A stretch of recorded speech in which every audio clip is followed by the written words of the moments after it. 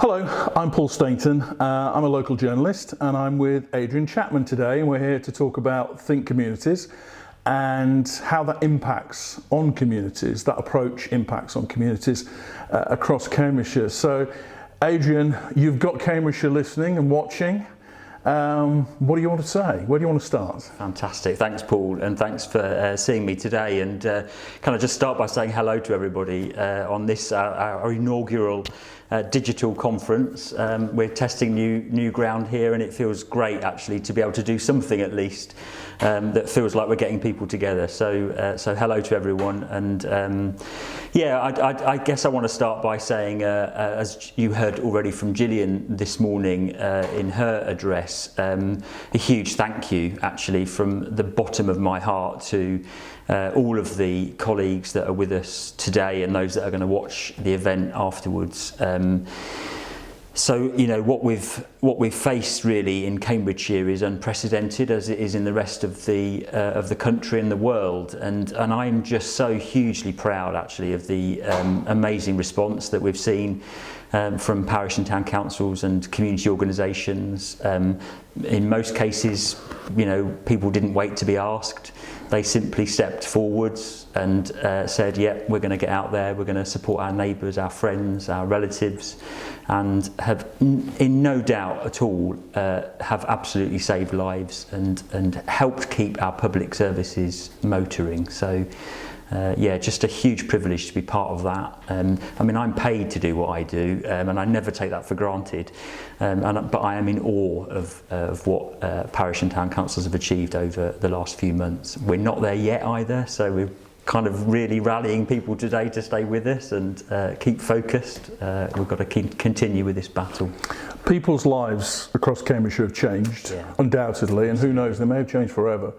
But your working life, what you do day to day, must have changed dramatically during this pandemic, hasn't it? It has. I mean, my goodness, I mean, I think we've been here now for about 7 months, operating every day from Huntingdon, and we've been running the county-wide coordination hub, which initially was set up to support people who were shielding. So there were over 30,000 people in our county who were clinically extremely vulnerable, still are clinically extremely vulnerable, and had conditions, medical conditions largely, that were very complex and were therefore very susceptible to the virus and at risk from the virus. What we created here was a set of services that at one extreme ensured that those people could stay at home safely without worrying. They could get the food and the essential supplies they needed,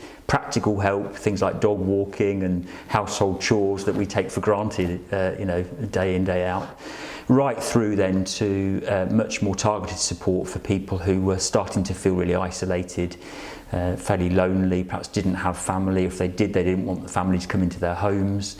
You know, it tugs at your heart to think about people in our county in that situation, and what we did here was create that set of services that just wrapped some arms around these people that needed help. Not everybody did. A lot of people were really, had the networks in place to support themselves, but those that needed help, we've been here for, and it's been the most humbling, without doubt, experience of my entire career, without hesitation, and I'd do it all again. The days are long, but they fly by, and I've got an amazing team of people here and some amazing colleagues in the public sector. The way the public sector has stepped forward and come alongside us during the pandemic, health, police, district councils, is phenomenal. So I suppose in the sort of council way of working, it's what I remember councils used to do when I was a child. They sort of looked after you, and we'd gone away from that, hadn't we? But it's more than that. It's everybody coming together, isn't Very it? much so. Yeah, I mean, it's interesting that point. I agree with that there's been a movement over years, probably a decade or more, of back in the day, when I was a child, and before that even, of communities looking out for each other. You used to hear tales of doors not needing to be locked and kind of everything being, Well, it was true. Where I lived, it was absolutely true. Absolutely right, absolutely right. And then we've moved away from that to, and that's probably because of lots of change in our communities, lots of pressures nationally and locally, different demographic profiles, lots of people coming and going. It's a much freer society these days. But it comes with pressures, so economic pressures and hardship. We're still struggling in the county with lots of inequalities between different communities, and we ended up, I think, in a situation where there was a huge reliance on the state. So we've kind of swung from communities looking after themselves to a greater or lesser extent to a situation where the state had to provide the crutch. And I think what we've seen over the last 7 or 8 months is a hybrid of both of those situations coming together in a unique way that I am desperate to try and keep hold of. And I think we've seen the value of that, where actually communities, where they can and have got the capacity and the wherewithal and the determination, have been able to stand up arrangements locally. We've in some cases enabled that to happen. In most cases we haven't. They've just got on with it, and that's left us in the public sector to focus on communities that have really struggled, or individuals who are at greater risk of harm, and that marriage of those two extremes coming together, I think, creates a new normal. Horrible term, but I think it's exactly right for what we're trying to move forwards with now in the county. Before the pandemic, the councils were under financial pressure. Yeah. How has this impacted? Has that made it worse? Our government stepped in, or are you still winging it almost? Yeah, so it has made it worse. The big difference, I think, is that every council is in the same situation in some ways, and to coin a phrase, it's kind of levelled up the challenge.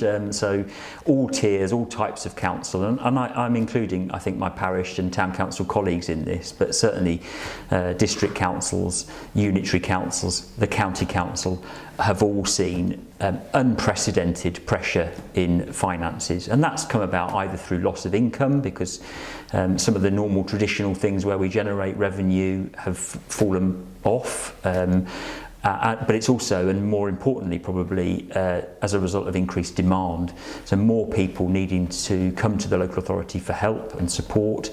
And we're also forecasting a huge increase in demand for things like social care as things hopefully start to return to some semblance of normality. We expect there to be an increase in demand, which is the point really around not being out of the woods yet.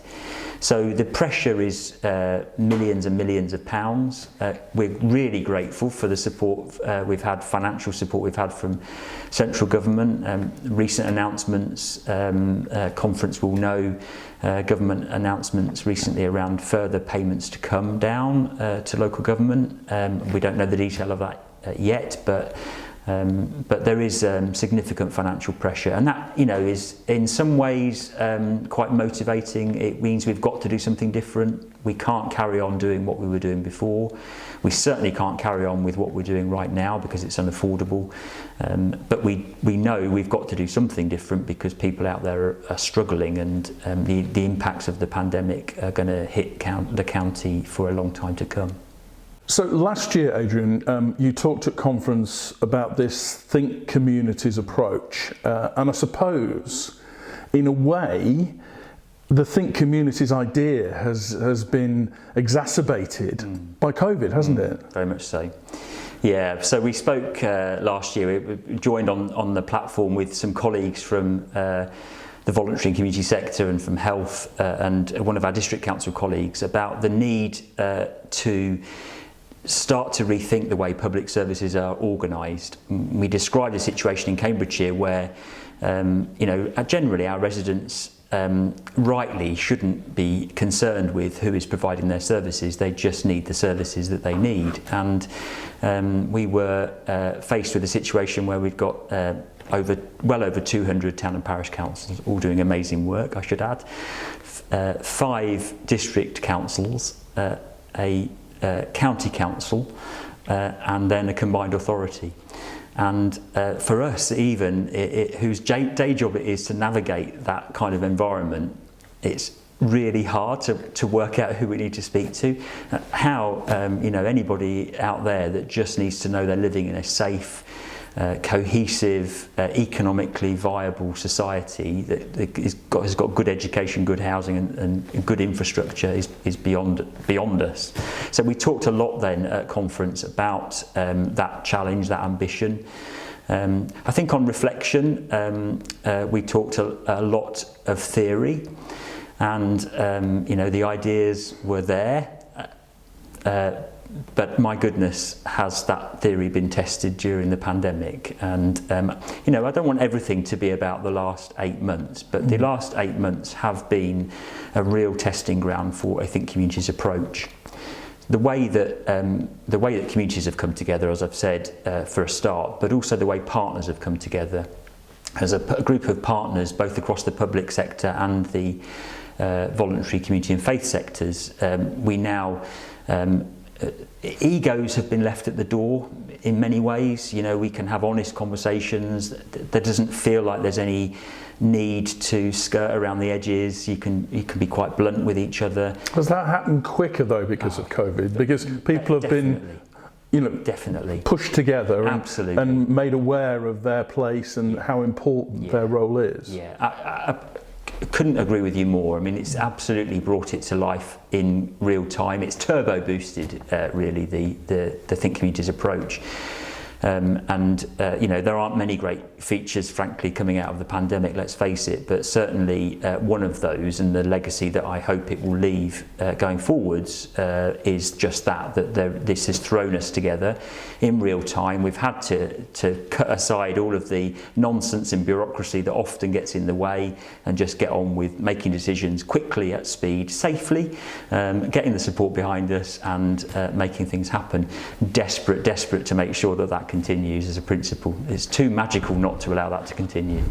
And you're going to sort of simplify the messaging a little bit as well, aren't you? That's right. Because Think Communities it's a little bit wordy, isn't it? And it is. The simplification of that is coming soon, isn't it? It is, yeah. So absolutely, we think Communities. It sounds like something that somebody in a suit sat in a room and thought of.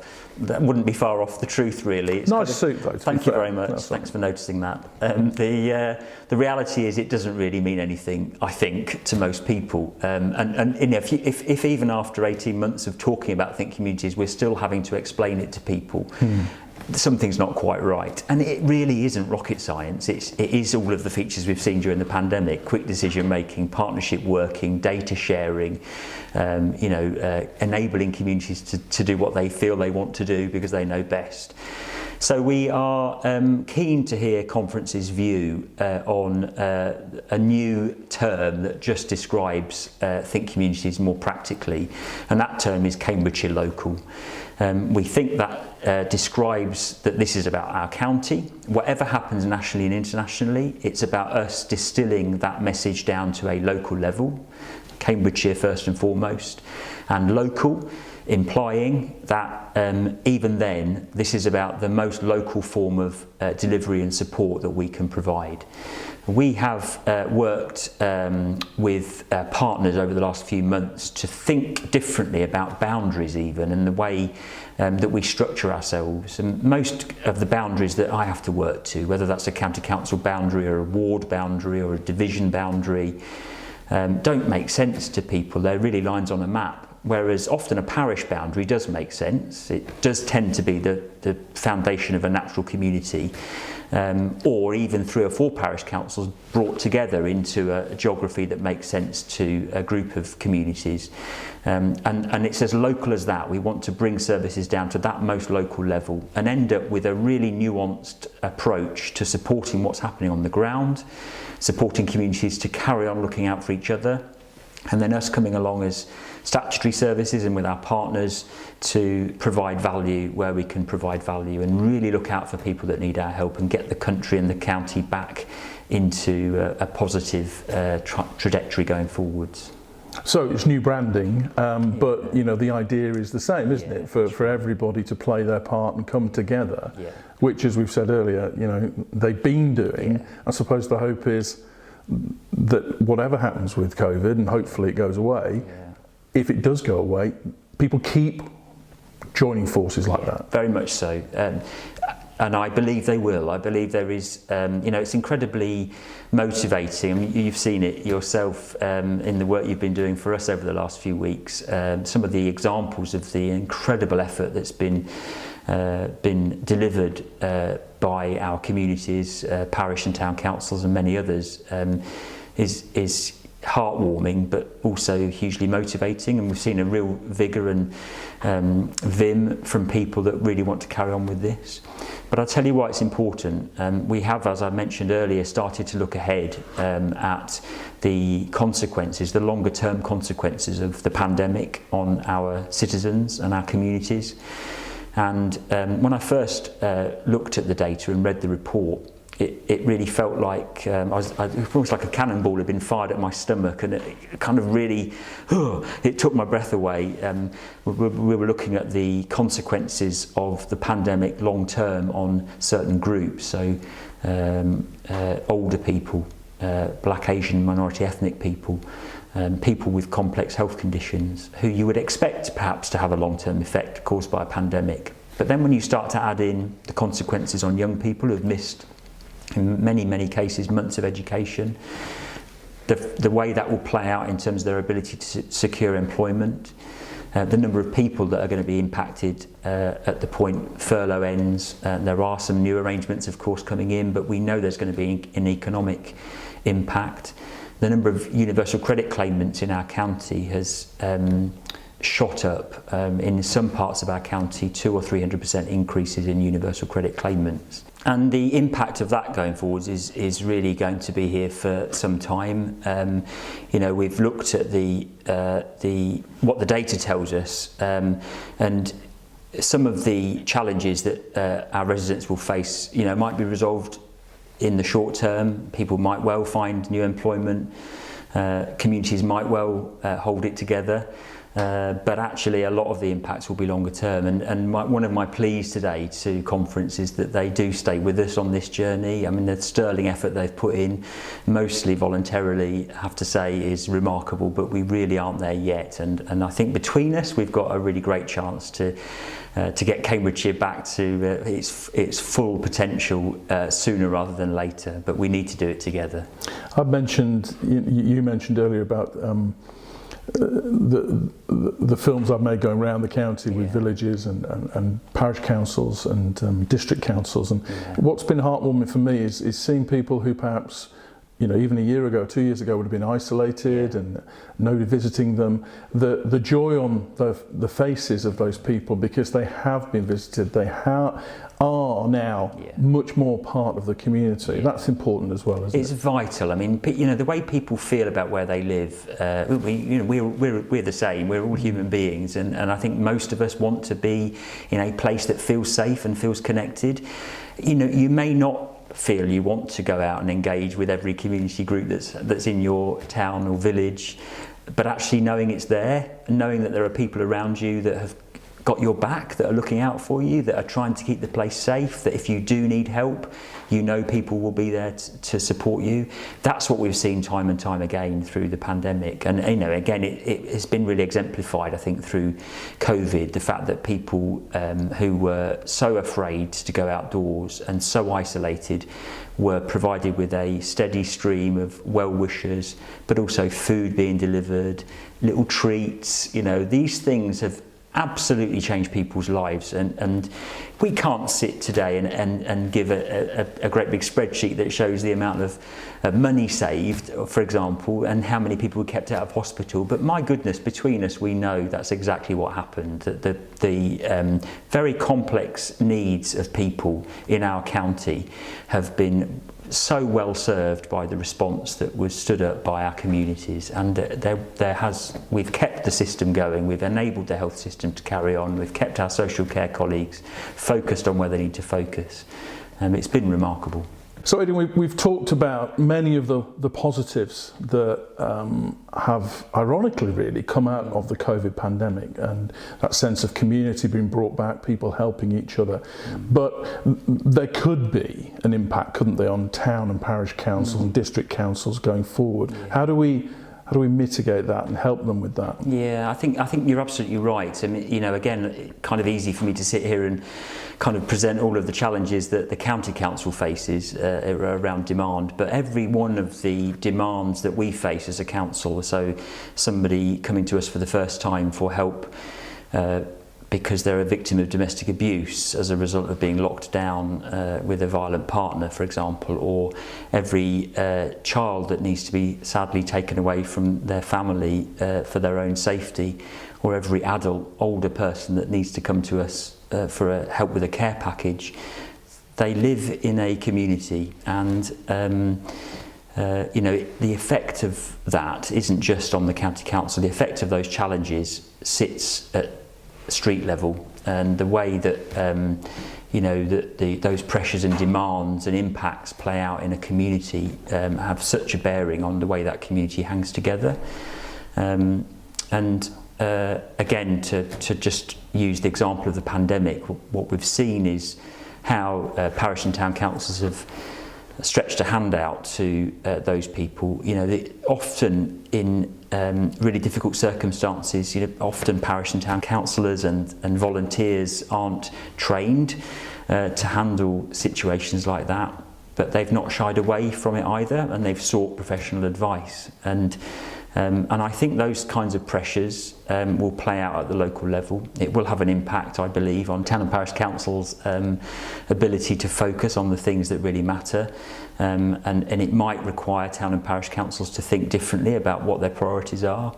Because if we don't get the community part right, what else really matters? So it might require a very, very different way of thinking. It might test town and parish councils' willingness actually to continue to support people in those really complex circumstances, which can be quite frightening. The increase in mental health issues, for example, is a real concern. But what I would say back is that town and parish councils are right there on the front line of seeing this stuff, and I'd really like us to continue to develop our relationship in support of parish and town councils, and not to replace the statutory interventions that should happen, but to equip town and parish councils and volunteers in communities with the expertise, confidence and tools that they need, if they want them, to continue to reach out and provide that first point of contact type support, which can make the world of difference, in my experience, between somebody coping for weeks on end and somebody coming out straight away and saying, actually, I need help. So I suppose the trick is for the county council to help, but without big footing all Definitely. over the parish. I, again, couldn't have put it better myself, actually. I think I mentioned earlier egos being left at the door, actually, during the pandemic, and I include my own organisation in this. I think there is, many of us already recognise that the importance and value of coming alongside our partners and not dominating, but not all parts of our organisation. We're a big county council and part of a big system. But my goodness, one of the things we've learned is that if you want to get a really good outcome, we have to be there to support and enable and offer a helping hand when it's requested. Provide that guidance, provide that support, but allow the creativity to come from the people that are closest to the problem. What I'm really keen, though, is that we don't abdicate our responsibility, or worse, are seen to abdicate our responsibility, because that is not what this is about. We're really clear that we have a set of statutory functions here, and we want to focus on those. But what we also know is that we're not always tackling the right issues. We're not always making the sort of difference we need to make in our communities quickly enough. And communities are still disadvantaged in parts of our county, and we need to make that better. Again, through the pandemic, what we've seen is how you can make these things happen more quickly, more creatively, but it absolutely relies on us leaving our ego at the door and allowing, in this case, town and parish councils to come forward with the ideas and the innovation about their own area that they know best of all and we don't. And we are trying to create an organisation here through our Cambridgeshire local approach, which is a sea change in the way that all of our officers and our county councillors interact with town and parish councils in a way that makes more sense to our citizens.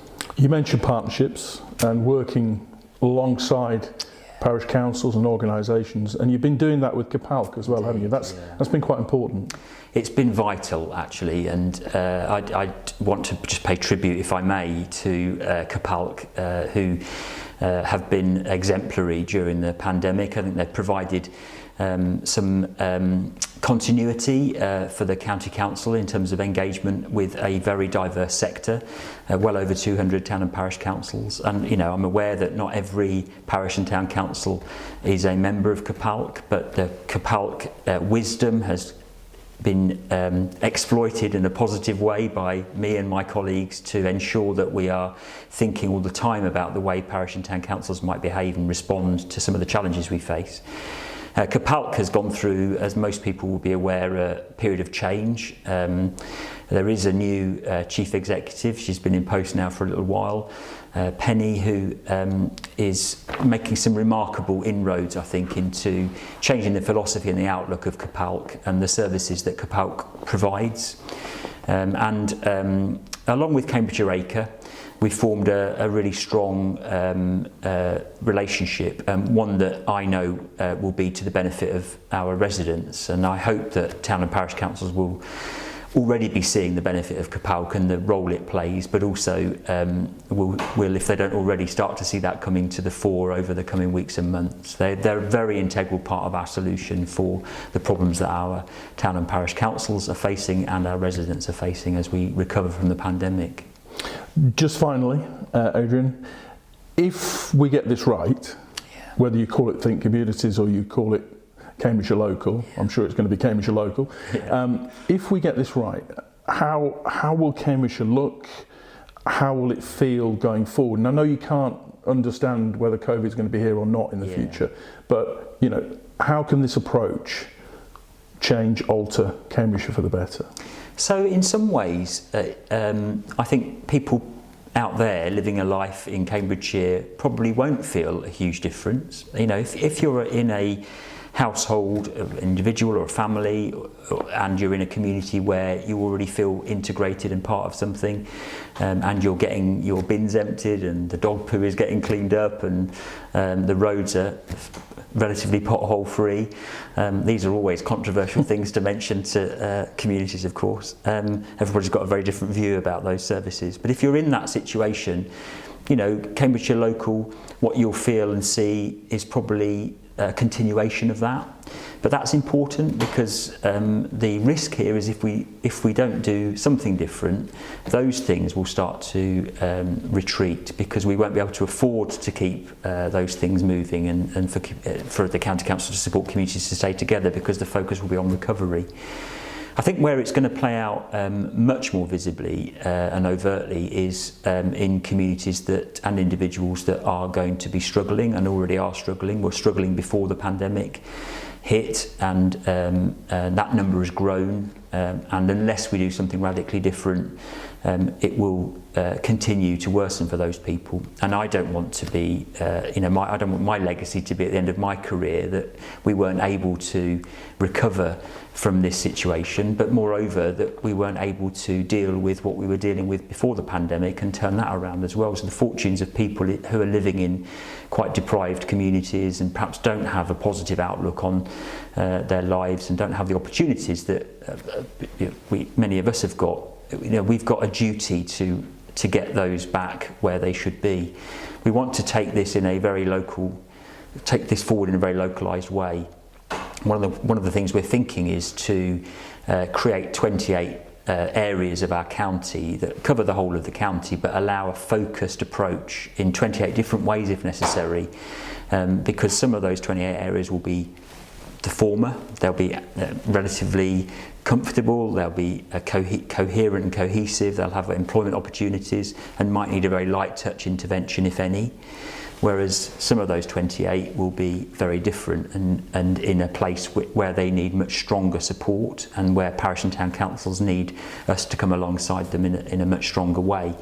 But we're up for that. We're up for doing things however many different times we need to do them, but at least 28 different times, because that's the difference of our county. It's remarkably diverse. So I would expect there to be services delivered in at least 28 different ways, and that's great. That's what we want to be doing, because that's then nuancing what we're doing to support local need. And I think finally a county that is a place where people are proud to be living, proud to be working, a county that still attracts the sort of investment we're getting, but that investment north to south, east to west, where the disparity in parts of our county is evened out, and where everybody's got an opportunity to really succeed. And I wouldn't be saying this if I didn't believe we could do it, because that's not who I am. I've got to believe in what I do, and I've got to believe I make a difference. And I absolutely believe with this fantastic partnership of people on conference today and our wider partners, we can crack this. Let's hope so. Adrian Chapman, thank you very much. Thank you, Paul.